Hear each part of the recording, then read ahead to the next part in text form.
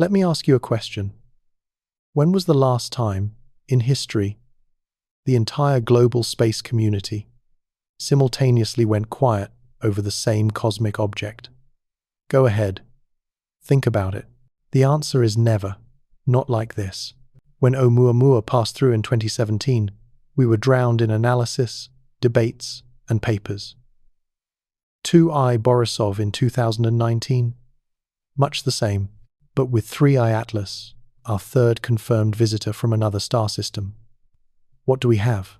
Drips of information, whispers on the sidelines, and a near absolute silence from the major organizations. Maybe it's just bureaucracy, technical glitches, boring reasons, or maybe, just maybe, silence is the only rational choice when you're facing something you don't know how to explain, and stay until the end. Because together, we are going to calculate the threshold exactly how many more days of silence it will take to turn suspicion into an undeniable truth. If you're as hooked by this mystery as I am, hit that like and subscribe button right now.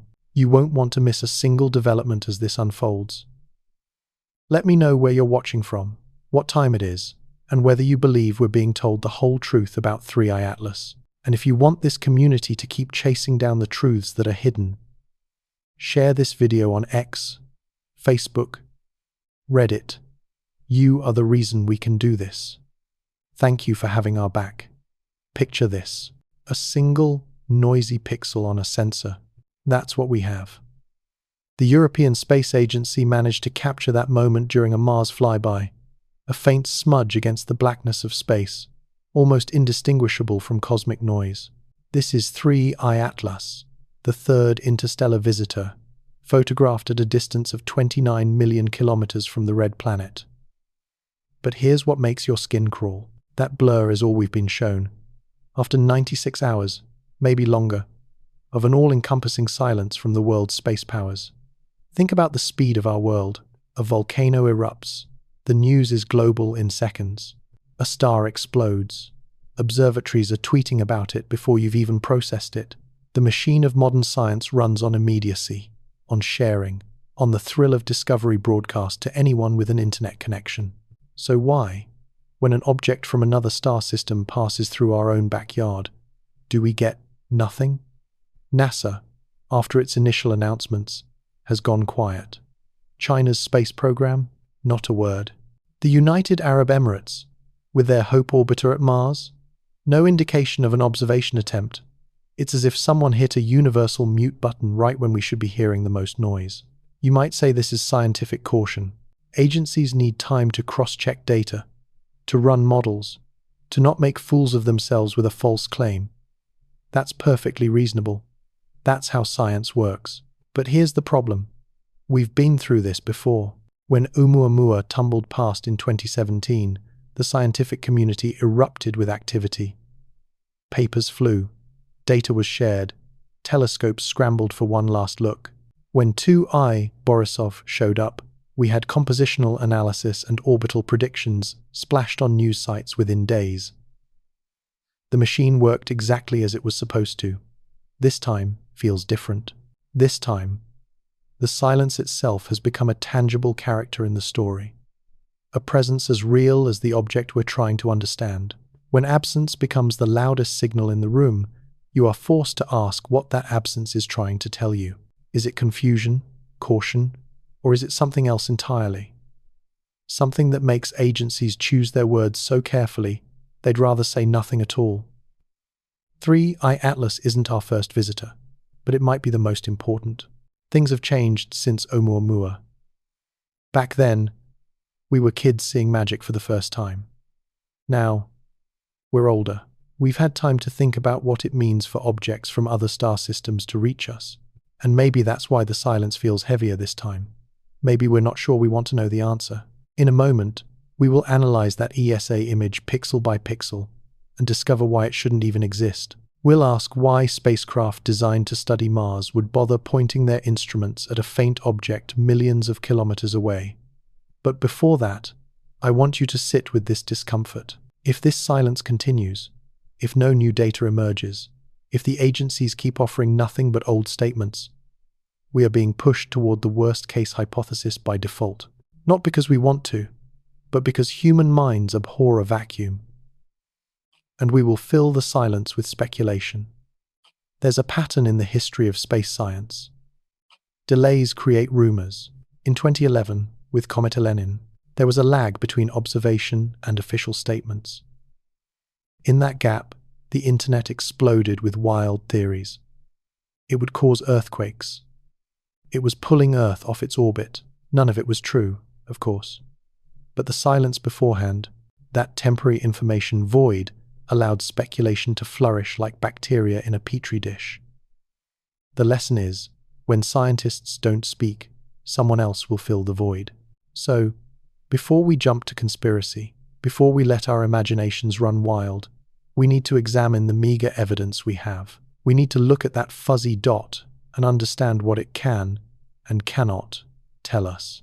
Because if we're going to talk about silence, we first have to understand what was spoken, however faintly, in that single image. Let's talk about the European Space Agency's Mars orbiters, the Trace Gas Orbiter, TGO, and Mars Express. They were not built to be cosmic paparazzi. These ships exist for one reason: to study Mars. TGO sniffs the Martian atmosphere, looking for methane, a sign of life. Mars Express maps the surface. These are specialized tools for a specialized job, like sending a portrait photographer to document geology. So, when ESA announced they captured 3I Atlas during its Mars approach on October 3, 2025, at a distance of 29 million kilometers, the first question has to be, how? These ships weren't designed to track extremely faint objects in deep space.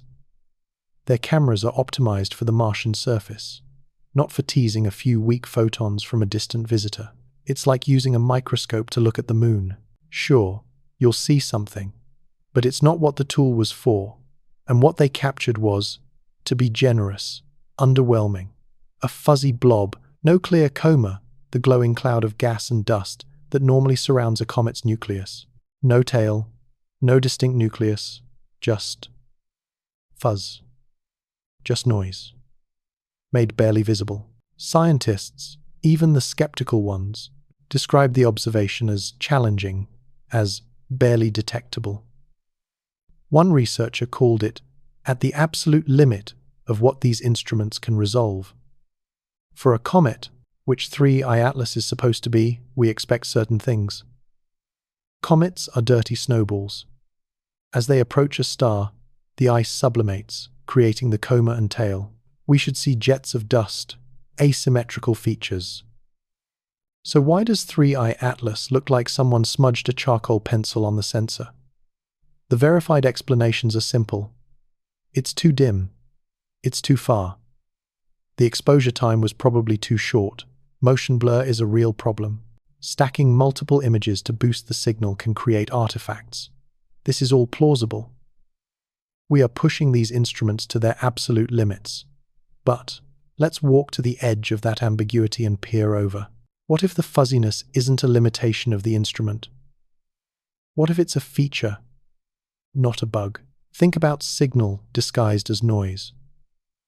If you wanted to hide something in plain sight, the most effective way is to make it look unremarkable, a distinct shape, a geometric pattern that would attract attention. But a fuzzy blob? That's easily dismissed. It fits our expectations of a dim comet perfectly. I'm not saying 3I Atlas is deliberately hiding. I'm saying the data is ambiguous enough that it could be hiding something, and we wouldn't know. Maybe there are structures inside that fuzz we can't resolve. Maybe the fuzz itself is engineered, a cloud of reflective particles surrounding something we're not meant to see. Or maybe it's exactly what it looks like, a comet that's just too far away. The problem is, with this image alone, we can't tell the difference. Scientists hate ambiguity. They want clean data. When data sits in that grey area, the instinct is to wait, to gather more observations. And maybe that's part of the silence. Maybe NASA, maybe other agencies are sitting on data just as ambiguous as this. And they're trying to figure out what it means before they say anything. But here's what bothers me. Even ambiguous data usually generates debate. Scientists argue, they publish competing papers. The process is messy, but it's visible. With 3i Atlas, even that messy process seems muted. It's like everyone is whispering, afraid of being overheard. In the next part, we're going to look at what NASA might have had, but hasn't said. We'll look at the data they've released, the data they've hinted at, and the conspicuous gaps in between. Because if this ESA image is ambiguous, what NASA might have could be far more revealing. The question is, are they choosing to reveal it? NASA hasn't been completely silent. Let's be fair, they've released materials. There's a discovery animation on their multimedia page, showing the object's hyperbolic orbit. There's a Hubble image from July 21st, 2025, showing what they described as a dust cocoon shape. They've issued statements, assuring us there's no threat, that the orbit is calculated. They've even responded to alien speculation, with a spokesperson saying, the current evidence is consistent with a natural object. This is all standard procedure. But this is where it gets interesting. Look at the timeline. The Hubble observations were made on July 21st. When were they released? Check the dates on the press releases. Calculate how many days passed between observation and publication. Now compare that to a typical Hubble release schedule, especially for an object this extraordinary. Does the timeline make sense? Or does it feel stretched, like someone added a buffer zone, a pause to think before speaking? Then there's the Perseverance incident on October 4th, 2025. Avi Loeb, the Harvard astronomer who is willing to consider exotic hypotheses, posted an analysis of what he claimed was an image from Perseverance's navcam. It showed a streak, which Loeb interpreted as possibly being 3i Atlas. Skeptics immediately pushed back. Stacking frames can create streaks. Exposure time is an issue. The constraints don't line up. The debate became highly technical. And NASA? They never officially confirmed or denied Loeb's interpretation. They didn't release the raw data. They didn't issue a statement. They simply did not engage. And that is odd. When a prominent scientist makes a claim about NASA data, the agency usually responds. They might say, "We're looking into it," or "Our analysis differs." Silence is not the typical response. So, let's reason through what might be happening inside NASA. Maybe they're cross-verifying the data. Science is rigorous. Maybe there are internal disagreements on how to present the findings. Bureaucracies are not a monolith. Reaching consensus takes time. Or maybe, and this is where we step into deeper water, something was seen, something inconvenient or sensational, and they're waiting for corroboration before speaking. Think of the implications of announcing something truly anomalous. If NASA said, "We've detected features inconsistent with natural cometary behavior," the reaction would be immediate and intense. Media would explode. And if it turned out to be wrong, if further analysis showed it was just an artifact, the damage to NASA's credibility would be massive. The incentive structure pushes toward caution. But caution can look a lot like concealment, especially when the public is hungry for information. The line between responsible science and strategic silence is thin, and from the outside, we can't tell which side of that line they're on. What we can observe is that NASA's communication pattern feels different this time. More measured, more sparse, more carefully controlled. Whether that's due to scientific uncertainty or something else, we simply don't know. And that uncertainty is about to deepen as we widen our view. Because NASA isn't the only player in this cosmic drama. In our next part, we'll pull back the global curtain and see how this silence isn't just NASA's domain. It's a pattern stretching across national borders, across space agencies. And when silence becomes a pattern, you have to ask if it's being coordinated. Space is not an American monopoly. Let's establish that up front. Multiple nations have the capability to observe and study objects like 3i Atlas. China's National Space Administration, CNSA, operates sophisticated telescopes. The United Arab Emirates has the Hope orbiter at Mars. ESA has ground-based facilities. Russia's Roscosmos. India's ISRO. This is a global enterprise. And what we are seeing instead is a chorus of silence. China has not issued any press releases about observing 3I Atlas. The UAE has not announced any attempt to pivot the Hope orbiter. ESA, beyond that one fuzzy image, has gone quiet. Roscosmos and ISRO have made no public comment. It's as if everyone simultaneously decided this wasn't worth talking about, which makes no scientific sense whatsoever. Let's explore the possible reasons for this collective quiet. First, technical limitations. Not every spacecraft is in the right position. The UAE's Hope orbiter is optimized for atmosphere. China's telescopes might not have had a clear line of sight. These are valid technical constraints. Second, internal policy restrictions. Some nations treat space activities as secret. China, for instance, is not known for rapid data release. Information flows on official timelines. This is simply how their system works. Third, and this is where we enter more speculative territory, coordinated silence. An embargo, formal or informal, where everyone agrees to hold back until certain conditions are met. But the precedent is confusing. When Oumuamua passed through in 2017, we saw active international cooperation. Data flowed. Different nations all contributed pieces of the puzzle. When 2I, Borisov arrived, the pattern repeated. The scientific community operated in the open. With 3I Atlas, that openness has contracted. It feels like each agency is operating in its own silo, and the silos aren't connecting. Some media outlets have noted these gaps. Articles have appeared asking why China hasn't announced plans, why the UAE hasn't attempted an observation. The questions are valid, but the answers are not forthcoming. Here's a speculative scenario. There might be an implicit understanding, don't talk until NASA does, running through the international space community. NASA remains the most prominent agency. If NASA is being cautious, other agencies might follow their lead, not because they're taking orders, but because they're reading the room. But that creates a feedback loop. If everyone is waiting for someone else to speak first, no one speaks. If everyone is being cautious because everyone else is being cautious, the caution reinforces itself. The silence perpetuates, not because of a conspiracy, but because of a collective choice to avoid being the first to make a bold claim. Is cosmic secrecy becoming the new norm? Or is this just a temporary anomaly? We don't have answers. What we have are questions, and those questions multiply the longer the silence persists. If this silence continues, if no new data emerges from any agency, anywhere in the world, the worst-case scenario framework begins to loom larger. In our next part, we will confront that worst-case scenario head-on, not to endorse it, but to understand why it becomes psychologically inevitable when information vanishes behind institutional walls. Let's just say it plainly.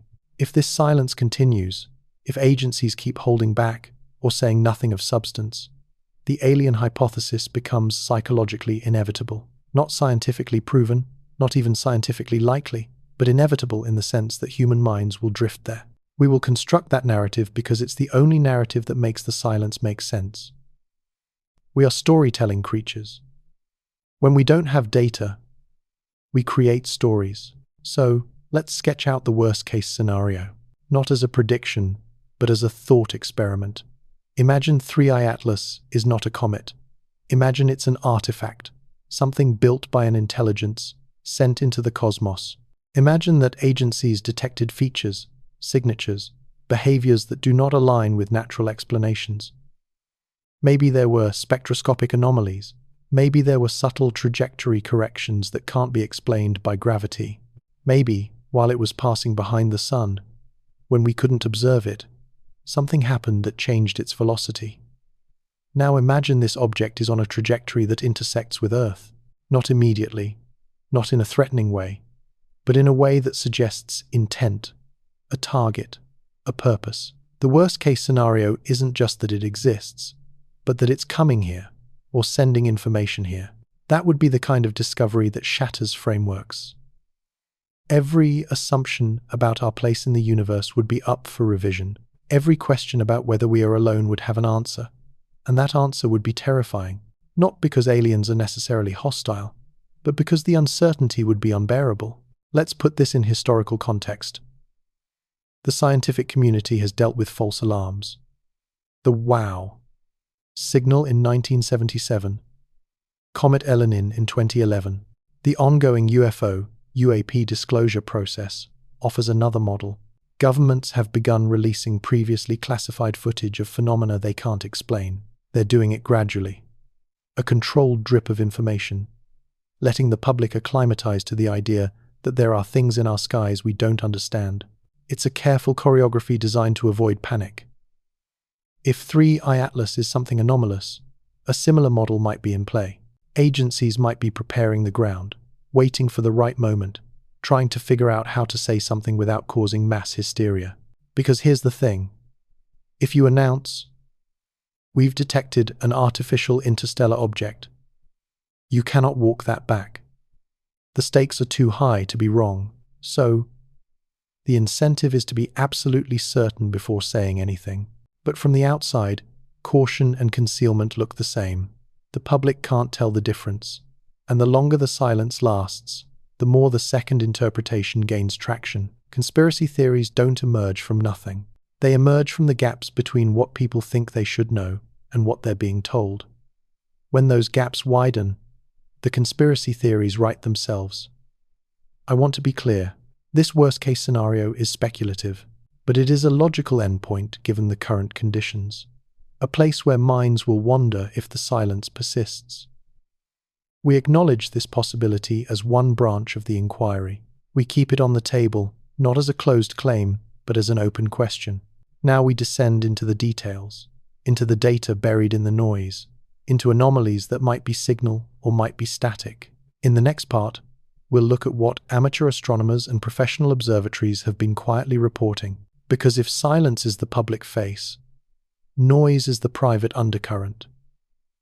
And in that noise, there might be something worth hearing. Astronomy has always been a conversation between signal and noise. As we look at 3I Atlas, we're looking at data streams, orbital fits, spectroscopic signatures, residuals, in tracking calculations, and in those residuals, those tiny deviations from the predicted path, some people are seeing patterns. The Minor Planet Center maintains tracking logs. For most objects, the fits are clean, but with 3I Atlas, some trackers have noted odd residuals, small non-gravitational accelerations that don't quite fit the standard Comet model. These could be measurement errors, or they could be real deviations. Non-gravitational forces are common in comets. As ice sublimates, it creates thrust. The problem is, if those forces are too strong, or too weak, or pointing in unexpected directions, it raises questions. Some online forums, where amateur astronomers gather, have been buzzing with claims about 3I Atlas showing unusual accelerations. One poster claimed the object exhibited a delta V change in velocity, inconsistent with water ice sublimation. Another suggested the trajectory showed periodic corrections, as if something were adjusting its course. These claims are unverified. They are based on publicly available data, but different analysts get different results. Signal and noise blur at these levels of precision. Then there's the spectroscopy. The James Webb Space Telescope, JWST, turned its gaze toward 3I Atlas. Reports emerged, not from NASA, but from secondary sources citing unnamed researchers, claiming Webb detected an unusually high carbon dioxide to water ratio, far higher than typical comets. This suggests an unusual composition. Other spectroscopic hints of unexpected emission lines have also circulated. Or maybe those lines are just noise, calibration artifacts. Debates are raging. Some say the signals are meaningful, others say they're artifacts. The truth is probably somewhere in between. But without access to the raw data, we can't adjudicate these disputes. Let's think about what kind of anomaly would actually point to an artificial origin, non-thermal emission. If 3I Atlas were emitting light or heat in a way that couldn't be explained by reflected sunlight, any kind of radio emission would be extraordinary. Comets don't broadcast. If we detected a signal, any signal, the conversation would change instantly. But we haven't detected anything like that. The signals we have are ambiguous statistical whispers. Which observatories might hold key data that hasn't been released? JWST is the obvious candidate. Ground-based arrays like the Very Large Telescope, VLT, in Chile, the upcoming Vera Rubin Observatory. But for now, we're stuck with fragments, pieces of data that don't assemble into a clear picture. Some hint at a normal comet. Others hint at something weirder. And without the full dataset, we can't resolve the contradictions. In our next part, we'll revisit the most provocative voice in this debate, Avi Loeb. We'll examine his arguments about 3I Atlas and why his hypothesis attracts both fierce support and equally fierce skepticism. Because in science, the messenger also shapes the message. Avi Loeb is not a fringe figure. He's a professor at Harvard. He is mainstream, but he's also a lightning rod. Because Loeb is willing to say things that other astronomers think but won't voice publicly. His fame began with Oumuamua. When that first visitor passed, most classified it as a comet, asteroid. Loeb looked at the data and saw something that bothered him. Acceleration that couldn't be explained by outgassing. A bizarre, elongated shape. He proposed, in a peer-reviewed paper, that Oumuamua might be a light sail. The hypothesis was scientific, but it was also incendiary. The community's response ranged from cautious interest to outright hostility. That background shapes his stance on 3I Atlas. Loeb has been vocal, arguing that we should take the anomalies seriously. His core claims go something like this. The brightness of 3I Atlas implies a large object or a highly reflective surface. The trajectory, in his words, is too neat, too precise, as if targeting the inner solar system rather than a chaotic tumble. The lack, or ambiguity, of a coma tail doesn't match normal comet behavior, and he raises the possibility that maneuvers could have occurred while it was behind the sun, when we couldn't observe it. He also points to the minimal non-gravitational forces. For a comet this size, you'd expect measurable outgassing. If those forces are smaller than expected, or non-existent, that's worth investigating. Either the object is made of something unusual, or it's not made of ice at all. The scientific community's response to Loeb has been predictably mixed. Many astronomers maintain the observations still fit a comet. One researcher said, "Extraordinary claims require extraordinary evidence, and what we have is ordinary evidence." The debate has an academic political dimension. Exotic hypotheses attract media attention. They also attract skepticism and professional risk. The incentive structure of modern science pushes toward conservatism. Loeb is aware of this. He has argued that science has become too conservative, too quick to dismiss anomalies. But here's what Loeb gets right. Regardless of whether his hypothesis pans out, anomalies force us to refine our methods. Even if 3I Atlas turns out to be just a normal comet, the process of investigating it, of ruling out exotic explanations, of pushing our instruments to their limits, that process makes us better scientists. Loeb often says we should use objects like 3I Atlas as teachable moments. We should think about what signatures we would look for if we were searching for extraterrestrial technology. The tension between Loeb and the broader community reflects a deeper tension. How should science operate? Should we be conservative, or should we be exploratory, entertaining unusual hypotheses as long as they are testable? 3I Atlas sits right in that tension. It's strange enough to warrant attention, normal enough to be dismissed. But that data has to be collected, and someone has to be willing to look, even if looking means being wrong. In our next part, we'll shift perspective and look at who else might be watching 3I Atlas. Players beyond government agencies, private observatories, entities that might have seen something but chosen to stay quiet for their own reasons. The romantic image of astronomy is a lone scientist at a telescope. That image is obsolete. Modern astronomy is industrial, automated. Telescopes scan the sky continuously, feeding data into pipelines that process millions of observations a night. And not all of those telescopes are government-owned. Private observatories have proliferated. Wealthy individuals, universities, they've built facilities with capabilities that rival government installations. Amateur astronomers, equipped with sophisticated CCD cameras and software, regularly discover supernovae and comets. The line between professional and amateur has blurred. Could any of these private entities have observed 3I Atlas in a way that revealed something unusual?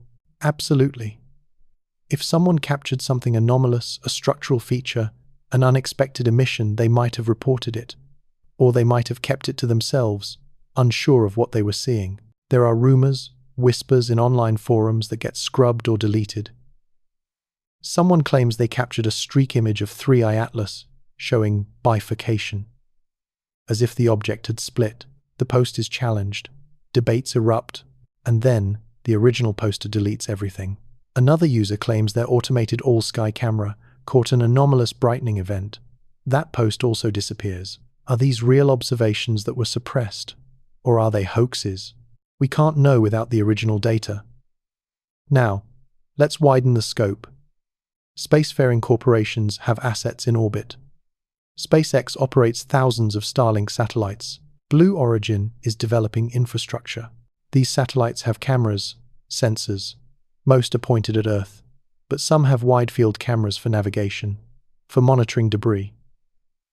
Could any of these systems have captured 3I Atlas? It's a long shot, but not impossible. And if it happened, if a commercial satellite captured an image showing something unexpected, what would the company do? Release it? Sell it? Keep it proprietary? They have no legal obligation to share astronomical data. Then there's the possibility of secret radar or LiDAR experiments. Deep space radar is theoretically capable of profiling objects at significant distances. If 3I Atlas passed close enough, if someone pointed a powerful radar system at it, they might have gotten imagery showing its shape, its rotation. Would that data be public? Probably not. Radar systems used for space surveillance are often dual use, meaning they also track satellites, potentially belonging to adversaries. The capabilities of these systems are classified. If they observed 3I Atlas, the data would likely be classified too. Not because the object is secret, but because revealing the data would reveal the system's capabilities. This creates another black box, another place where information might exist but remains hidden. During the Cold War, early satellite imagery was classified for decades. 3I Atlas isn't a military target, but the systems used to observe it might be sensitive, and that sensitivity creates barriers to transparency. So, we're left with a landscape where information might exist on corporate servers, in classified databases, on amateur hard drives. The official story is always incomplete. It's the tip of the iceberg. In our next part, we'll explore why global powers might choose strategic silence over open disclosure. We'll move from the technical to the political, and the complex calculations governments make when faced with information that could disrupt society. Because silence isn't always about uncertainty. Sometimes, it's about control. Let's ask the uncomfortable question directly.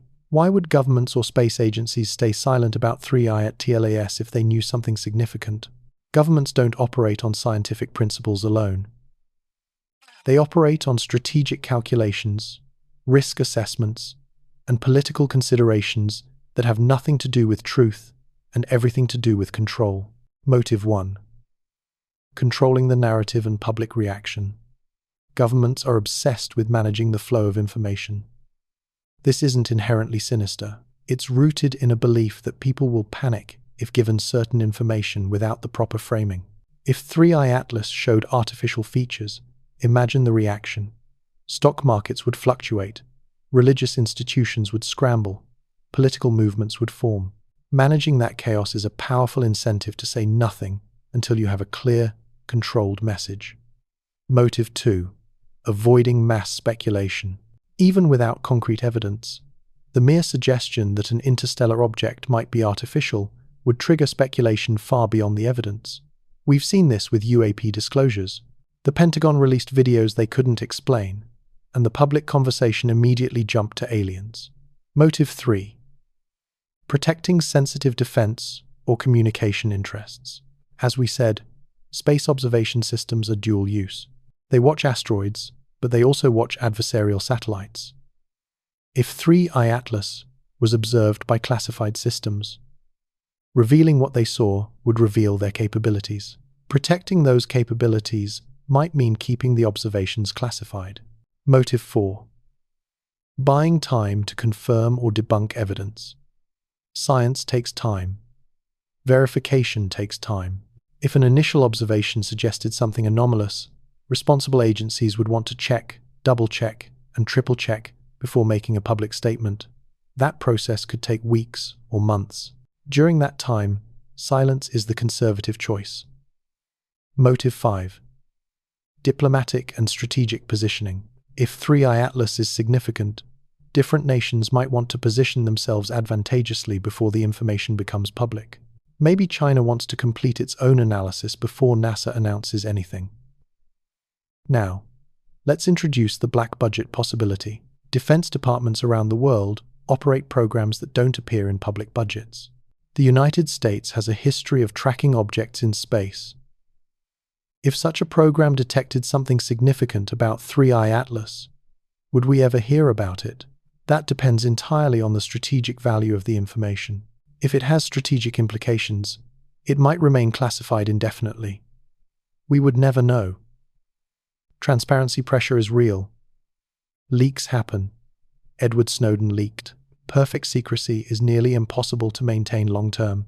So if there is something significant, if agencies are sitting on anomalous data, the silence probably can't last forever. The question is, how long can it be maintained? In our next part, we're going to shift gears entirely. We'll move from conspiracy to theory. If 3i Atlas is an alien artifact, what does its own silence tell us about its design and purpose? We'll enter the realm of speculative physics, exploring what a probe's quietness might reveal about its makers. Let's engage in a thought experiment. Assume, just for the next few minutes, that 3i Atlas is not a comet. Assume it's an artifact, a probe sent by an intelligence. Now ask, what does its silence tell us? Not the silence of governments, but the silence of the object itself. Why would an interstellar probe remain quiet, emitting no signals, making no contact, appearing as nothing more than a fuzzy blob? Answer 1. Stealth. If you wanted to observe without being noticed, you would minimize every detectable signature. No radio transmissions, as they would announce your presence. No unnecessary thermal emissions. You would design for minimal visibility, making yourself look as much like a natural object as possible. A stealth probe would have a dark, non-reflective hull. It might use passive cooling. This makes sense if your purpose is observation without interference. Maybe its makers want to study civilizations without contaminating the study. Answer 2. Energy conservation. Interstellar travel is expensive. Energetically, a probe might not carry enough fuel for active signaling, especially if it's intended to operate for millennia. Instead, it might rely on passive data collection, storing information, waiting for a rendezvous, or simply recording without any need to transmit immediately. Answer 3. AI-driven autonomy with specific mission parameters. Imagine the probe is intelligent, equipped with AI, but bound by its programming. Its instructions might be simple. Observe, but do not contact. Collect data, but maintain distance. An AI probe doesn't have curiosity. It follows its programming. This connects to the Fermi paradox. The zoo hypothesis suggests that extraterrestrial civilizations might be deliberately avoiding contact, treating Earth as a nature preserve. A probe operating under these parameters would be designed for observation without contact. The lurker hypothesis is related. Probes might be stationed throughout the galaxy, dormant, waiting for specific triggers before activating. Cryptographic or quantum communication offers another explanation.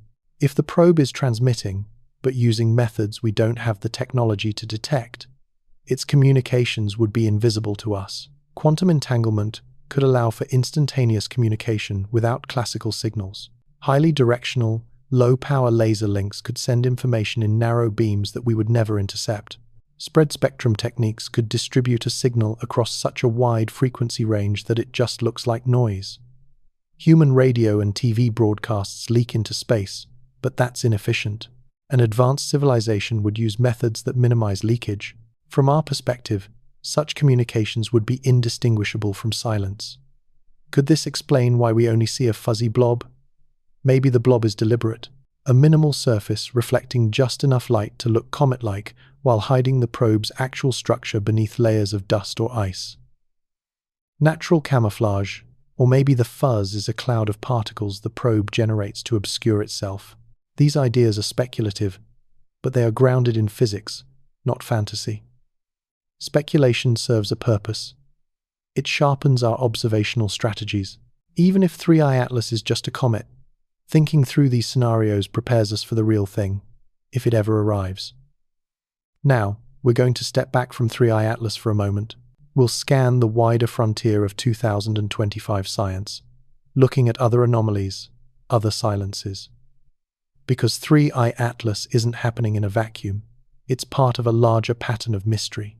The Sun tried to remind us who's boss in May and June of 2025. Coronal mass ejections, CMEs, slammed into Earth's magnetosphere with enough force to trigger global geomagnetic alerts. Auroras danced at low latitudes. Satellite operators scrambled to protect their assets. Power grid managers watched nervously. For a few days, the threat was real. The kind of event that could knock out communications, disrupt GPS, and plunge regions into darkness. A CME is not subtle.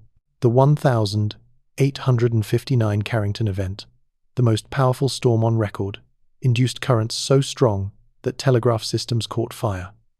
If a similar event happened today, the damage could be in the trillions. But here's why this matters to our story.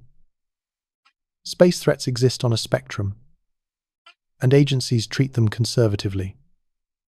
The Sun is somewhat predictable, but also wild. Despite this uncertainty, space weather agencies issue warnings. They communicate because the threat is understood, the physics is known, the response protocols are established. Contrast that with 3I Atlas, an object we don't fully understand, exhibiting behaviors that may or may not be anomalous, with no clear threat, but plenty of ambiguity. How do agencies handle that? They treat it conservatively, which means they say very little until they know more. They don't want to alarm the public over something that might be nothing. So, they default to silence or to bland reassurances. This is a pattern. Known threats generate communication. Unknown or ambiguous threats generate silence. It's a risk management strategy. Talking about a CME is safe because everyone understands the threat is natural, temporary, and manageable. Talking about an interstellar object that might be anomalous opens doors to questions agencies aren't prepared to answer. Better to say nothing than to trigger those questions prematurely. New solar weather forecasting in 2025 is helping predict severity more accurately. Machine learning models, satellite constellations, and this information is shared openly. Why the difference? Because solar weather is a known quantity, a threat we've domesticated through understanding. 3I Atlas represents the unknown, the untamed, and humans handle the unknown differently than the known. In our next part, we'll dive into the whispers of dark matter, another cosmic anomaly that lives in the territory between detection and confirmation, where physics pushes against the boundaries of what we can understand. Deep underground, shielded by miles of rock, detectors wait in the dark. These instruments, cooled to near absolute zero, are hunting for dark matter, the invisible substance making up 85% of the matter in the universe, which has never been directly detected. We know it exists because we can see its gravitational effects. Galaxies spin too fast. Galaxy clusters hold together. Light bends via gravitational lensing. In 2025, whispers emerged from these underground facilities. Not confirmed detections, but anomalies, clusters of events that don't quite fit the background expectations. A detector in Italy reported an excess of events in a specific energy range. The excess was tiny, barely statistically significant. It could be contamination, calibration, drift, or a random fluctuation. But it was there, persistent enough to make physicists pay attention. Distinguishing a real dark matter signal from background noise requires years of data, exquisite calibration, and multiple independent confirmations. The whispers from 2025 are not confirmation. They are tantalizing hints.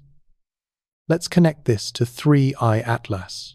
Both are stories about signals hiding in noise, about anomalies that might be something or nothing, about the difficulty of distinguishing real from artifact when you're at the limits of detection. Dark matter experiments are designed for this. They build in redundancy, strict statistical thresholds. The process is slow, deliberate, conservative. Astronomy doesn't always have that luxury. 3-Eye Atlas passed through on a schedule we didn't control. We got one shot, maybe a few weeks of optimal observation, and then it was gone. The data we gathered is all we'll have. So, the evidentiary standard is different. We can't wait years for confirmation. We have to work with what we got. This creates an asymmetry in how discoveries are announced. Dark matter experiments can afford to wait. Astronomers observing a transient object cannot. But they also face immense pressure not to overclaim. The result is a middle ground where they say very little, waiting for a consensus that may never arrive because the object is already gone. The dark matter story teaches us that patience is required, but it also teaches us about the sociology of science. Zwicky was right in the 1,930 seconds, but he was dismissed as eccentric. Vera Rubin faced discrimination. The path from anomaly to accepted fact is not smooth. It's jagged, political. 3-Eye Atlas exists in that sociology. Claims about its anomalous nature are filtered through the same dynamics. Who is making the claim? What's their reputation? In our next part, we're bringing in a new player, artificial intelligence. AI is transforming how we process data, how we flag anomalies. And that introduces a whole new layer of complexity to the question of silence and signals. The universe generates more data than humans can process. Telescopes capture millions of images a night. We've built gatekeepers, artificial intelligence systems that process this flood, flag what's interesting, filter out what's not. China's 500-meter fast telescope has been upgraded with AI pipelines specifically to hunt for anomalies. The system analyzes radio signals in real time, flagging anything that doesn't match. The upcoming Vera Rubin Observatory will use machine learning to automatically identify supernovae, asteroids, anything that changes. NASA has integrated AI into multiple data pipelines. AI doesn't make the final decisions, but it narrows the field, directing human attention to the tiny fraction of data worth examining. This is efficient, but it introduces a new kind of fragility. What if the AI filters out something important? What if its training data didn't include examples of a new phenomenon, so it misclassifies it as uninteresting? Machine learning systems learn from examples. You show them thousands of images of asteroids, they learn to recognize asteroids, but they also learn what isn't an asteroid. If 3-Eye Atlas showed features unlike any comet in the training set, an AI system might flag it as suspicious, or it might dismiss it as corrupted data. Here's a speculative scenario. Imagine an AI system processing images from the Mars orbiters. The system sees a faint object, tries to classify it, finds it doesn't match. It assigns a low confidence score, flags it as a potential artifact, and routes it to a low priority queue. By the time a human looks at it, weeks have passed. The observation window has closed. The AI didn't intentionally suppress anything. It just followed its programming. Or consider the opposite. An AI flags 3-Eye Atlas as highly anomalous. The humans look at it, see the same ambiguous data, and decide the AI overreacted. They downgrade the priority. Here, the AI did its job, but the human filter killed the signal. Who do we trust, the AI or the human? Humans have biases. AI has training limitations. There's another dimension. AI as the gatekeeper of what becomes public. If an AI system flags something as highly anomalous, but it's ambiguous, whoever controls that system faces a choice. Do they release the finding immediately, triggering public scrutiny, or do they investigate privately first? 3-Eye Atlas was observed during a transitional period. Some data processing was automated, some was manual. This heterogeneity creates gaps, places where information might slip through. In our next part, we'll shift from the systems that detect signals to the nature of the signals themselves. Specifically, we'll explore quantum communication, a leap in technology that might explain why certain signals are invisible to us. 2025 saw breakthroughs in quantum communication. Satellite-based entangled photon experiments achieved new distance records, proving that quantum encryption keys could be shared between continents with near-perfect security. For those unfamiliar, quantum communication exploits the properties of entangled particles. When two photons are entangled, measuring the state of one instantly affects the state of the other, regardless of distance. It enables communication that is fundamentally secure and, from an outside observer's perspective, nearly undetectable. Now, apply this concept to interstellar communication. Imagine a civilization far more advanced than ours, one that has mastered quantum entanglement on cosmic scales. They could establish communication channels between probes and their homeworld that would be invisible to anyone not part of the entangled network. From our perspective, looking with radio telescopes, we would see nothing, no signals. This is not science fiction. The physics is understood. If a probe like 3I Atlas were using quantum communication, we wouldn't detect it. The channel would be silent from our perspective, not because nothing's being said, but because we're looking with the wrong kind of eyes. Highly directional, low-power laser links offer another invisibility mechanism. Instead of broadcasting radio signals in all directions, an advanced civilization would use tight beam lasers to send information directly to its target. The beam would be narrow, perhaps microradians. Unless you happen to be in that beam, you'd never detect it. Spread spectrum techniques, borrowed from military communications, offer another way to hide a signal. You take your message and distribute it across an extremely wide frequency range, so thin that at any given frequency, it looks like noise. To decode it, you need the key. Without that key, sophisticated receivers would only see random fluctuations. SETI, the search for extraterrestrial intelligence, has traditionally looked for narrow-band signals. But if alien communications use spread spectrum, we'd miss them completely. Human broadcasts leak into space inefficiently. We're getting better, moving to fiber optics, reducing our electromagnetic footprint. An advanced civilization would not leak. They would communicate precisely, efficiently, invisibly. So, when we search for signals from 3I Atlas, we search using our methods, our assumptions. But if the object is communicating using methods beyond our current technology, we could be standing in the middle of a conversation and never know it. The silence we perceive is not an absence of communication. It is our own technical and conceptual limitations reflected back at us. This has profound implications for how we interpret the silence. The agencies might not be withholding information. They might simply have nothing to report because they're looking with the wrong tools. In our final part, we will turn the lens around completely. We will examine our own silence, the decisions we make about what to disclose, because ultimately, the silence around 3I Atlas might be less about the object and more about us, our fears, our institutional structures, and our choices. We've circled this question for 15 parts, looking at it from every angle. But maybe the most important question isn't about 3I Atlas at all. Maybe it's about us. Why are we silent? Not the specific agencies, but we as a civilization, a species trying to understand our place in the cosmos. The silence around 3I Atlas may ultimately be ours, not the object's.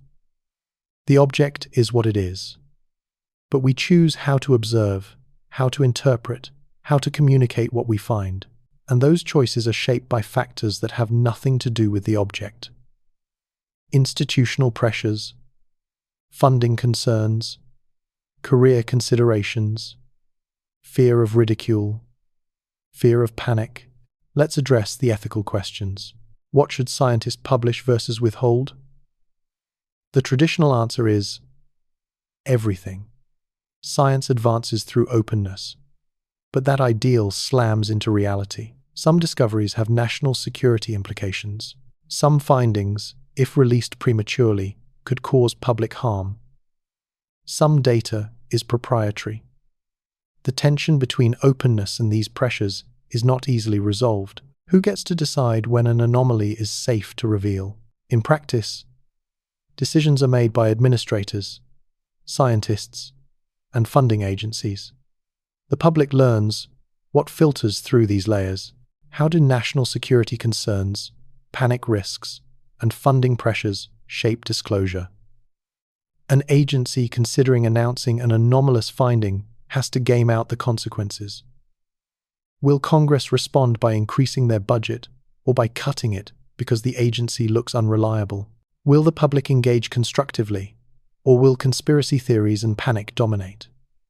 It must be emphasized that delays are often structural, not intentional. Large institutions move slowly. Data has to be processed, analyzed, and reviewed by multiple parties.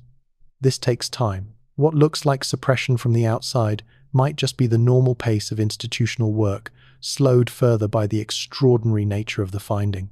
Bureaucracies are not designed for speed. Let's circle back to 3I Atlas. If we assume silence is evidence, we must be wary of a self-fulfilling prophecy. The longer agencies stay quiet, the more suspicious their silence appears. The more people assume something is being hidden. If agencies finally release data showing 3I Atlas is just a comet, skeptics will claim a cover-up. If they release data showing anomalies, critics will ask why it took so long. The silence creates a no-win situation. This is the paradox of conspiracy thinking. It's unfalsifiable. Evidence against the conspiracy is interpreted as part of the conspiracy. The only way to break this loop is radical transparency. But that has its own costs and is often impossible. So, the institutions are trapped. Let's offer a balanced takeaway. Moving forward, vigilance dictates that every silence be questioned, but responsibly. Question why agencies delay. But also recognize that not every delay is nefarious. Not every silence is suppression. Sometimes silence is caution.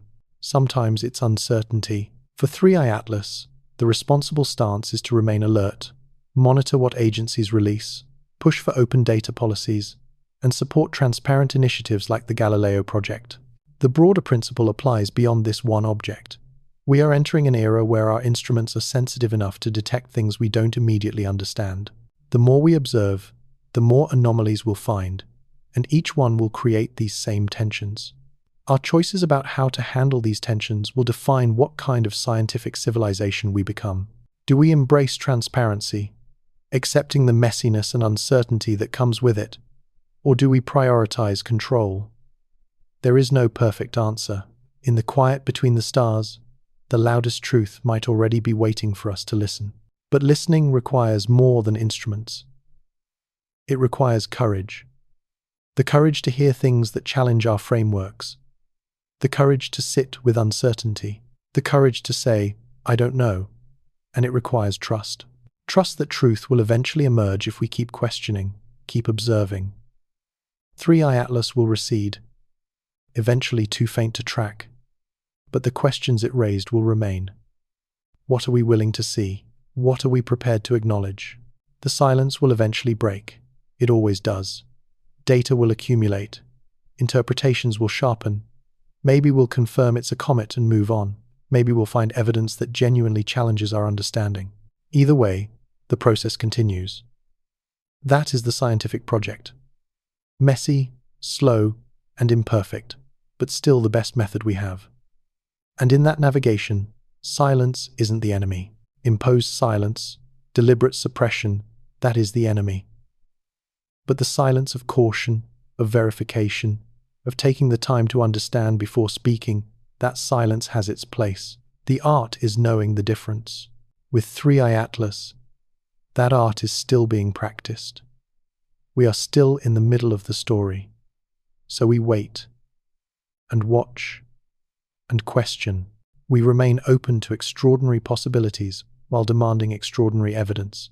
And through all of this, we remember that the greatest silence we must overcome is not out there among the stars. It's within ourselves. The silence of assumptions unquestioned, of curiosity suppressed. The universe is speaking. Whether through 3I Atlas or 1,000 other signals, It's telling us we are not alone in space and time. We are part of something far grander and stranger than we can yet comprehend. Our task is to listen, truly listen, and to keep listening, even when the silence feels overwhelming.